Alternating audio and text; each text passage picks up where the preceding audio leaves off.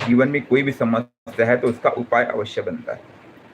बशर्ते क्वेश्चन ये है कि हमें यह समझना होगा कि वो प्रॉब्लम कहाँ से बन रही है, वो प्रॉब्लम है क्या चीज़। 8th हाउस की प्रॉब्लम सिंपल है, ऊर्जा से है, ओकल्ट से है।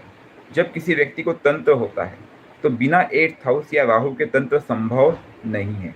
राहु जो है वो हिडन तंत्र है, लेकिन जो 8th हाउस का जो तंत्र है वो लंबा चलने वाला होता है, वो ओकल्ट बेस्ड तंत्र है जो कि आपके पूर्ण जन्म के प्रारब्ध से आया हुआ है। वैसे राहु का संबंध पित्त से कहा जाता है, प्रेत से कहा जाता है, लेकिन 8 का संबंध केवल पित्त और प्रेत से ही नहीं है, उसमें दैविक शक्तियां भी आ जाती हैं, इसीलिए वहां पे लोगों को डर लगता है। यही कारण है कि 8th हाउस वाला व्यक्ति, 8th हाउस किसी का एक्टिव मिले तो उस व्यक्ति को बीमारियां होती है, असाध्य बीमारियां, रोग, यहाँ तक कि व्यक्ति को कैंसर, फिर अगर उसका संबंध कहीं ना कहीं 12 से बन जाए और सप्तमेश इन्वॉल्व हो तो पक्का है कि मैरिड लाइफ में बहुत बड़ा खलल बन सकता है, वो एक बहुत बड़ा स्ट्रगल का भी पॉइंट बनता है, यहाँ तक कि जो डिस्प्यूट्स होते हैं वो भी लेके आता है। तो ऑल इन ऑल वो पेन ला सकता है अगर उसकी ऊर्जा को यूज ना किया जाए। अब ऊर्जा यूसेज की बात करते हैं। एनर्जी तो है, और energy can neither be created nor be destroyed, it can be converted from one form to another. ये विज्ञान का एक नियम है, लेकिन उस नियम को अगर हम आगे लेके जाए तो आप एक चीज समझने की कोशिश करें। लगन का संबंध अगर 8 से बना तो उसने क्या बोला कि मैंने ऊर्जा किसको दी, लगन को दी। अब लगन के कैरेक्टर को समझिए। लगन क्या है? आपका शरीर है, आपका कैरेक्टर है, आप खुद हो, आपका सर है, राइट। यानी कि वो ऊर्जा दे रहा है, अब उस ऊर्जा को आप यूज नहीं करोगे तो क्या होगा? You have in trouble. 8th house का मालिक अगर लगन में बैठा या लग्नेश खुद अष्टम में बैठा, वह व्यक्ति बहुत बड़ा बिजनेसमैन बन सकता है। क्यों पता है? क्योंकि 8th हाउस रिसर्च है, उसको रिसर्च करना होगा। अगर 8th हाउस के ओकल्ट वाले व्यू कोई पकड़ता है तो बहुत बड़ा साधक बन सकता है, बहुत, क्योंकि वो ऊर्जा है, एनर्जी है, आपको उस एनर्जी को डेसिपेट करनी होगी। जब तक आप एनर्जी को डेसिपेट करोगे तब तक आप सक्सेसफुल रहोगे। जैसे ही आपने एनर्जी डेसिपेशन बंद कर दिया, you are in deep deep trouble, deep trench में बोल सकता हूँ। ठीक है जी। अब मैं बोलता हूँ सेकंड हाउस। सेकंड हाउस का संबंध बन जाए। सेकंड हाउस क्या है? आपकी फैमिली है, आपकी वाणी है, आपके फूड हैबिट्स है, right. Again same thing is happening, we need to understand. अब वो ऊर्जा, सेकंड हाउस का लॉर्ड लगन में, सेकंड हाउस का लॉर्ड अष्टम में बैठ जाए, अष्टमेश खुद सेकंड हाउस में आ जाए, वो ऊर्जा आपकी फैमिली को डिस्ट्रॉय कर सकती है। वो ऊर्जा आपकी वाणी को कर्कश बना देगी, मतलब आप बोलोगे तो ऐसे बोलोगे कि सामने वाले को बुरा लगे। वही ऊर्जा आपके फाइनेंशियल इश्यूज जनरेट कर सकती है, आपके फूड हैबिट्स बिगाड़ सकती है। क्योंकि एक चीज़ ध्यान में रखना, 8th हाउस सेकेंड हाउस का बैलेंसिंग हाउस भी है, इसीलिए हम कहते हैं कि हम सेकेंड हाउस से खाएंगे और 8th हाउस से निकालेंगे।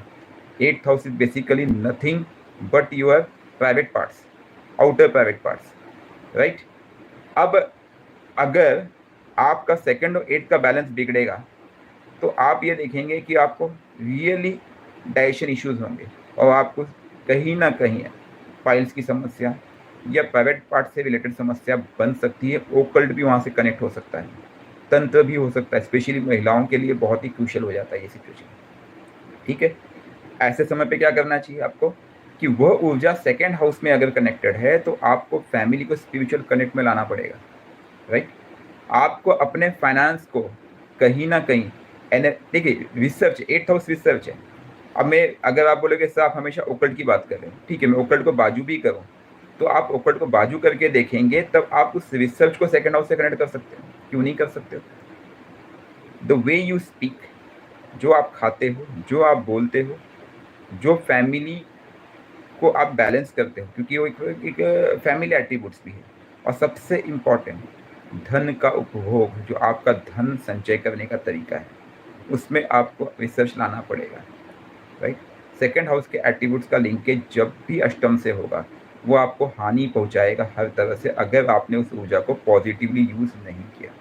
Similarly third house, third house आपके कान भी है, थर्ड हाउस आपके बेसिकली नेबर्स है, थर्ड हाउस आपके कम्युनिकेशन स्किल्स है, ऑनलाइन एक्टिविटीज़ है, राइट। वहाँ पे आप रिसर्च कीजिए, वहाँ पे आप कनेक्ट कीजिए, वहाँ पे आप टाइम स्पेंड कीजिए। वहाँ पे आप एफर्ट्स दीजिए, अर्थात अपनी ऊर्जा को वहाँ पे यूटिलाइज कीजिए।